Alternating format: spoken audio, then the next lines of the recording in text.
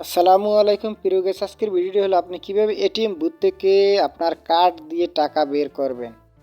ATM card থেকে বা visa card থেকে আপনি কিভাবে টাকা তুলবেন, তারপর আপনি এটিএম বুথে এই কার্ডটি ঢুকাবেন। ঢুকানোর পরে আপনাকে বলবে যে আপনার এটিএম কার্ডে বা কার্ডে যে 4 ডিজিটের একটি পিন থেকে ওই পিনটা আপনি এখানে তুলে দেবেন। তুলে দেওয়ার পরেই আপনাকে কিছু ফাংশন ওরা শো করবে যে নগদ উত্তোলন ক্যাশ উইন্ডোরও, এটার উপর ক্লিক করবেন। ক্লিক করার পরে আপনি যেই অ্যামাউন্ট মানে আপনি কত টাকা উঠাবেন ওই টাকার পরিমাণ আপনার লিখতে হবে। যেমন আমি আমার পরিমাণ মতো আমি উঠাইতেছি, আপনার পরিমাণ মতো আপনি উঠাবেন। উঠানোর পরে আপনি এখান থেকে ওইটা ক্লিক করলে আপনার টাকাটা মেশিনে গুনে বের করতে থাকবে। বের করার পর আপনি হাত পেন, হাত পাতে এটাকে নিয়ে গুনে দেখবেন যে সিরিয়াত বা কোনো সমস্যা আছে কিনা, এটা ভালো করে চেক করে নেবেন। নেওয়ার পরে এখন আবার লেখা আছে যে আপনি কি আরও টাকা উঠাতে চান, হ্যাঁ কি না।